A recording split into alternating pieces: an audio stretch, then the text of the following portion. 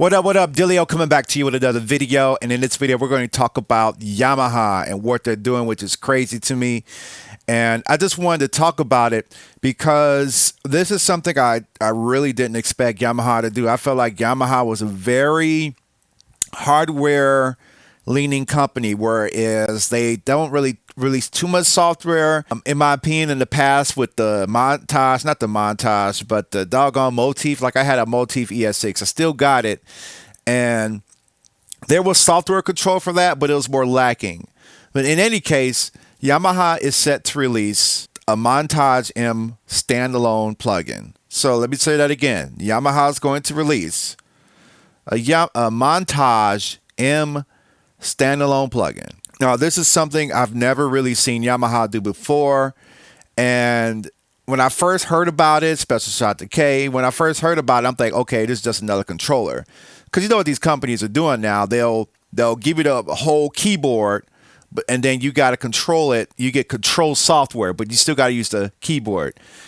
And I'm very curious about that. And according to the Yamaha website, you're going to get the basic editing. So basically, you can browse patches, I'm thinking. Basic editing, and then the full version will be out in 2024. The thing that I like about the Montage M is the new engines that it has in it. Now, I do struggle sometimes with Yamaha because I get a little disappointed because it just never fails. You're going to hear those same sampled sounds. I've talked about it when I did my MODX plugin, or MODX keyboard review. There's some same Yamaha. When you get to like the eclectic, the world, like the out of the way sounds, you'll hear the same stuff that's been there since like the early 2000s, maybe sooner. And I get frustrated with that. But then maybe they may resample their piano. They'll resample their strings, maybe redo their drum kits a little bit. But in this case, I'm not really the mostly interested in the meat and potato stuff. That's pretty much, everybody has that.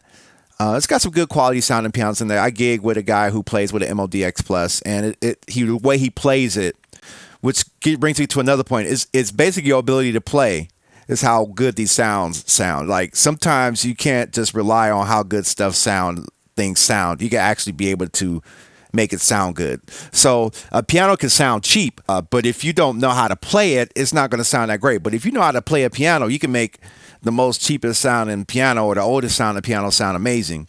But that's a side tangent.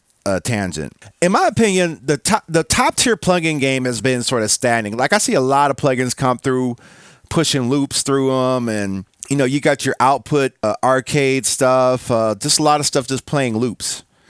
And I get it, the loop game is strong. I hope we're evolving from that and kind of going back to something different to where we're not so reliant on loops, even though I am in the loop game myself and preset game myself. But in my opinion, in this case, a full-fledged plugin, you know, this reminds me of how Korg was with the Triton plugin, right? The Triton plugin I thought was really cool because it was a full workstation, full-fledged workstation. You didn't have the sequencing, but you had a full-fledged workstation inside of that plugin. All the sounds, all the waveforms, all the effects, all the sound design capabilities that keyboard had was integrated, and the arpeggiators and sequences were integrated into that plugin. And then we saw the evolution of the Roland.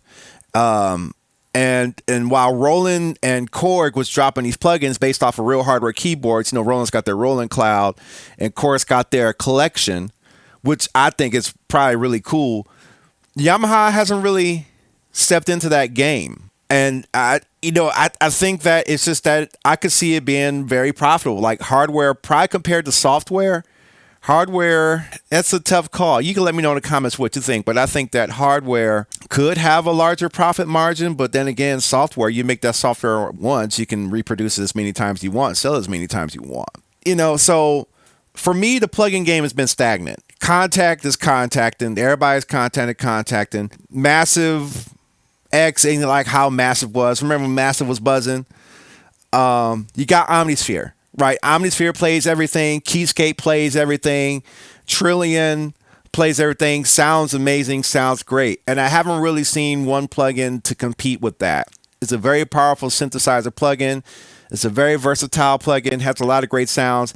It's like we made it, and I haven't really seen anything that appears to me could be in competition with that plugin. And there's a lot of plugins out there that sound amazing, but I still have a better experience sometimes working with hardware. Like, for instance, I got the Hydrosynth right here, the Hydrosynth Explorer, and it just sounds amazing. When I had the Juno X, sounded amazing, even though it's a hardware thing and I didn't like the controller aspect of it.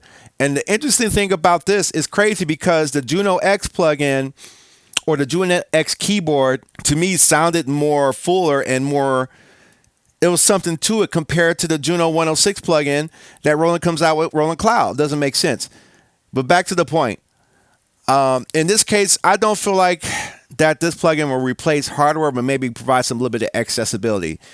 Because the Montage is a fully fledged workstation keyboard with all kinds of sound design capability. It has like the ANX one plugin in it for the analog simulation in there. It's got the DX sort of integration there. That engine is in there. It has the AWM2.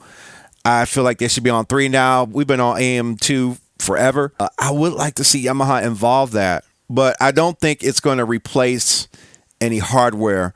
I think it's going to provide a good place for your DAW setup. If it's VST3, it's not going to work on MPC because MPC does not use VST plugins, VST3 plugins right now. It uses the VST2 64 platform, but Studio One, you use something else like Studio One and FL Studio, platforms like that, it's going to be able to run it if it's a VST3 plugin. What I like is the possibilities of sound design and creating presets that I can then upload and send to friends who have montages that I can play them out in real life. And that back and forth integration kind of reminds me of how Akai has their back and forth integration between hardware and software. And I think that's a really good thing. So I don't think it's going to replace it. I'm very curious about this. I'm excited to hear how it sounds directly. Even though I like the keyboard, I'm trying to get one on my get one in my hands this year because I think it's a really awesome sounding keyboard. I just like Yamaha. I'm a little partial and biased to Yamaha keyboards, especially for the pianos and Rhodes sounds. Not so much on the strings. I think I like those more on the Korg side. However, it's back and forth. So let me know what you think about this. Yamaha's going to be releasing a plugin, expanded SoftSIF plugin, according to the website, this year. It's going to be limited when they first drop it. I wonder how much it's going to cost. My prediction is between $299 and $500. It's probably going to be plugin cost. And also, if you own a Montage M, you get the plugin for free. I think that's fair. I think that's fair because I'm sure they're making a lot of profit on the montages because the montages are not cheap.